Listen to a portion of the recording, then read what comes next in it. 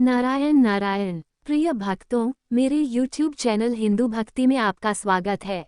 आज 15 फरवरी 2025 शनिवार का दिन है, जो शनि देव की पूजा के लिए अत्यंत शुभ है। शनिवार व्रत से शनि देव का आशीर्वाद प्राप्त होता है, जिससे सभी कष्ट दूर होते हैं और जीवन में सुख समृद्धि का वास होता है। आप सभी जानते हैं कि शनिदेव न्याय के देवता माने जाते हैं और वे अपने भक्तों के कर्मों के अनुसार फल देते हैं। यदि हमारी नियत और कर्म सच्चे होते हैं, तो शनि देव हमें आशीर्वाद देते हैं और जीवन की राह को आसान बना देते हैं। आज हम एक विशेष शनिवार व्रत कथा सुनेंगे, जो हमें सिखाती है कि शनि देव की सच्चे मन से पूजा करने से जीवन की कठिनाइयों का समाधान मिल सकता है। आइए, आज हम शनि देव से आशीर्वाद प्राप्त करें और कथा सुनेंगे। एक समय की बात है जब सभी नवग्रहों यानी सूर्य, चंद्र, मंगल, बुध, बृहस्पति, शुक्र, शनि, राहु और केतु में विवाद छिड़ गया कि इनमें सबसे बड़ा कौन है। सभी आपस में लड़ पड़े, तभी सारे देवराज इंद्र के पास पहुंचे।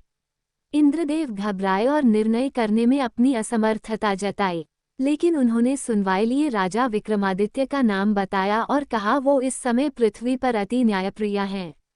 आपकी मदद वही कर सकते हैं। सभी ग्रह एक साथ राजा विक्रमादित्य के पास पहुंचे और अपनी समस्या रखी। राजा विक्रमादित्य संकट में आ गए, क्योंकि वे जानते थे कि जिस किसी को भी छोटा घोषित किया जाएगा वह क्रोधित हो उठेगा। तब राजा ने एक उपाय बताया। उन्होंने स्वर्ण, रजत, कांस्य, पीतल, सीसा, रांगा, जस्ता, अभ्रक और लौह से 9 सिंहासन बनवाया। इस सिंहासन को इसी क्रम से रख दिया। फिर उन सबसे निवेदन किया कि आप सभी सिंहासन पर स्थान ग्रहण करें। इनमें से जो अंतिम सिंहासन पर बैठेगा वही सबसे छोटा माना जाएगा। लोहे का सिंहासन सबसे बाद में होने के कारण शनिदेव उसी पर बैठ गए। तभी से वो सबसे छोटे कहलाने लगे। शनिदेव को लगा कि राजा ने जानकर ऐसा चाल चला है। वो गुस्से में राजा से बोले, राजा, तू मुझे नहीं जानता। सूर्य एक राशि में 1 महीना, चंद्रमा 2.25 महीना 2 दिन, मंगल 1.5 महीना, बृहस्पति 13 महीने व बुध और शुक्र 1 महीने विचरण करते हैं। लेकिन मैं 2.5 से 7.5 साल तक एक ही राशि में रहता हूँ। मैंने बड़े बड़ों का विनाश किया है। जब श्री राम की 7.5 आई तो उन्हें वनवास हो गया। रावण के घड़ी में तो उसकी लंका को वानरों की सेना ने हरा दिया। अब तू क्या चीज है। ऐसा कहते हुए शनिदेव वहां से चले गए। बाकी के देवता खुशी खुशी वापस आए। कुछ समय बीतने के बाद राजा की 7.5 आई। तब शनिदेव बढ़िया बढ़िया घोड़े को लेकर एक सौदागर बनकर वहां पहुंचे। राजा को पता लगते ही वो अपने अश्वपाल को अच्छे घोड़े खरीदने की आज्ञा दे दी। उसने कई अच्छे घोड़े खरीदे। उनमें से एक सर्वोत्तम घोड़े राजा को सवारी के लिए दिया। राजा के सवार होते ही वह घोड़ा सरपट वन की ओर भागने लगा। भीषण वन में पहुंचते वह गायब हो गया।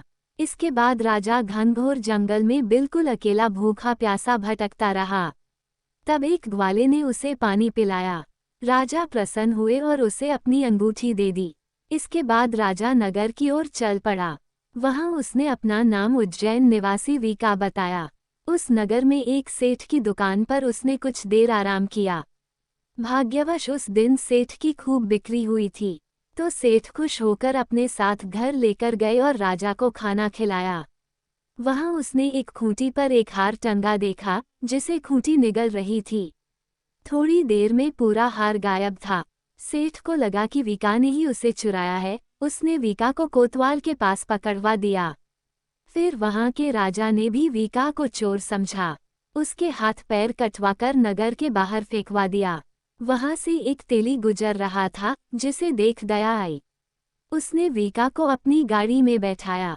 इसके बाद उस राजा की शनिदशा समाप्त हुई। वर्षा ऋतु आने पर राजा मल्हार गीत गाने लगा। राजा के राग सुनकर उस नगर की राजकुमारी मनभावनी को उसका गाना इतना पसंद आया। उसने प्रण कर लिया कि वो उसी राग वाले से विवाह करेगी। राजकुमारी ने अपनी दासी को राग गाने वाले को ढूंढने भेजा। दासी ने पता लगाकर राजकुमारी को बताया कि वो एक चौरंगिया अपाहिज है। लेकिन राजकुमारी तब भी उसी से विवाह पर अड़ी रहीं। अगले दिन वह अनशन पर बैठ गई कि विवाह करेगी तो उसी से करेगी। तो राजा ने अपनी राजकुमारी का विवाह उस अपंग राजा से करवा दिया।